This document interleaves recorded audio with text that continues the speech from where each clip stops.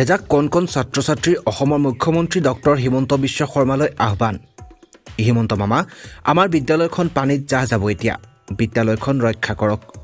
নমস্কাৰ মামা, আপোনালৈ আমি মৰম যাচিলোঁ। আমাৰ যে পুৰণি ৰজাদিনীয়া পুখুৰীটো ৱালখন ভাঙি গ'ল। আমাৰ বিদ্যালয়লৈ আহিবলৈ বহুতো অসুবিধা হৈছে। আপোনাক আমি অনুৰোধ জনালোঁ যে আমাৰ ৰজাদিনীয়া পুখুৰীটো ৱালখন পুনৰ বনাই দিয়ে। ধন্যবাদ। যোৰহাটৰ এখন অতি পুৰণি চৰকাৰী প্ৰাথমিক বিদ্যালয় সম্প্ৰতি সংকটৰ গৰাহত। আহোম সাম্ৰাজ্যৰ শেষ ৰাজধানী যোৰহাটৰ কেন্দুগুৰিত অৱস্থিত এই বিশেষ বিদ্যালয়খন অস্তিত্বৰ সংকটত ভুগিছে। ভাৰতৰ স্বাধীনতা লাভৰ বৰ্ষটোতেই অৰ্থাৎ 1947 চনতে 14 নং কুঁৱৰীপুখুৰী প্ৰাথমিক বিদ্যালয় প্ৰতিষ্ঠা কৰা হৈছিল। আহোম স্বৰ্গদেউ ৰুদ্ৰসিংহৰ প্ৰথম পুত্ৰ চাওফা শিৱসিংহৰ প্ৰধান ৰাণী বৰৰজা ফুলেশ্বৰী কুঁৱৰীৰ স্মৃতিত খন্দোৱা এটি ৰজাদিনীয়া প্ৰকাণ্ড পুখুৰীৰ পাৰতেই বিদ্যালয়খন স্থাপন কৰা হৈছিল। আহোম সাম্ৰাজ্যৰ প্ৰত্যক্ষ শাসন কৰা প্ৰথমগৰাকী মহিলা শাসক বৰৰজা ফুলেশ্বৰী কুঁৱৰীৰ স্মৃতি বিজড়িত পুখুৰীটো সংৰক্ষণৰ ক্ষেত্ৰত অদ্যপি কোনো ব্যৱস্থা গ্ৰহণ কৰা পৰিলক্ষিত হোৱা নাই। বৰঞ্চ যিকোনো মুহূৰ্ততে পানীৰে উফন্দি থকা প্ৰকাণ্ড পুখুৰীটোত বিদ্যালয়খন জাহ যোৱাৰহে উপক্ৰম ঘটিছে। ইতিমধ্যে বিদ্যালয় আৰু পুখুৰীৰ মাজৰ পকী দেৱাল তথা ফুল গছ আদি পুখুৰীৰ পানীত জাহ গৈছে। উল্লেখ কৰিবই লাগিব, যিখিনি সময়ত ব্যক্তিগত খণ্ডৰ বিদ্যালয়ৰ আগ্ৰাসনত চৰকাৰী মাধ্যমৰ বিদ্যালয়সমূহে ত্ৰাহি মধুসূদন সোঁৱৰিব লগা হৈছে, সেই সময়তো যোৰহাট নগৰৰ এই চৰকাৰী বিদ্যালয়খনত আছে 60 গৰাকীকৈ ছাত্ৰ ছাত্ৰী। কুঁৱৰীপুখুৰী প্ৰাথমিক বিদ্যালয়খন 1947 চনতে স্থাপন হৈছিলে আৰু এই পুখুৰীটোৰ আমাৰ কুঁৱৰীপুখুৰী যিটো পুখুৰী, সেই পুখুৰীটো এটা ৰজাদিনীয়া পুখুৰী বুলি আমি জানিব পাৰিছোঁ। কাৰণ ফুলেশ্বৰী কুঁৱৰীৰ নামত এই পুখুৰীটো ৰজা পুৰ্ণানন্দ সিংহই খান্দিছিলে বুলি গম পাওঁ। কিন্তু এই পুখুৰীটো আমাৰ আগতে যিটো ৱাল আছিলে, সেই ৱালখন অতি সুন্দৰভাৱেই আছিলে, কিন্তু ৱালখন পাৰত দিয়াৰ কাৰণে লাহে লাহে আমাৰ চাৰিওফালৰ ৱালবিলাক খহি গৈছে।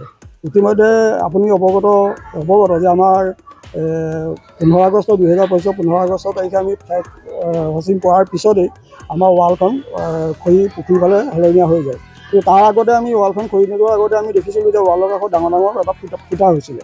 আৰু ফুটা হোৱাৰ লগে লগে আমি স্থানীয় গাঁৱৰ বয়োজ্যেষ্ঠসকলক, স্থানীয় গাঁও প্ৰধানক আৰু আমি অভিভাৱকসকলক মাতি আনি তৎমুহূৰ্তত আমাৰ এই পুখুৰীটোৰ কাষেদিয়ে গাঁওখনলৈ যোৱা এটা ৰাস্তা আছে, গতিকে দুইটা ৰাস্তা আমি তৎকালীনভাৱে বন্ধ কৰি দিয়া হ'ল। বন্ধ কৰি দিয়াত আমি ৱালখন দুই চাইডে ৰৈ গ'ল।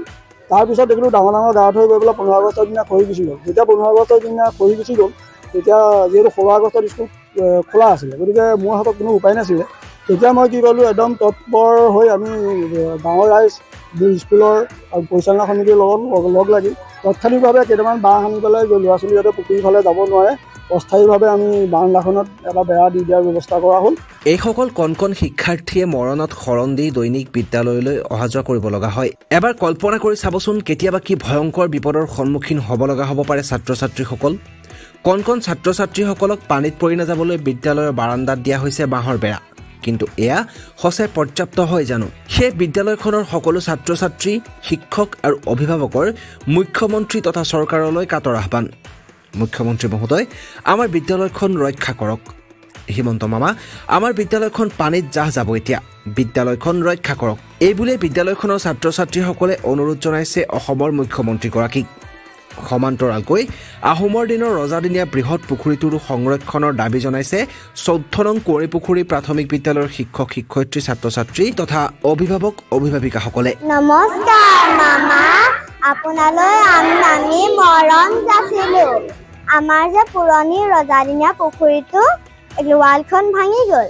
আমাৰ বিদ্যালয়লৈ আহিবলৈ বহুতো অসুবিধা হৈছে। আপোনাক আমি অনুৰোধ জনালোঁ যে আমাৰ ৰজাদিনীয়া পুখুৰীটো ৱালখন পুনৰ বনাই দিয়ে। ধন্যবাদ।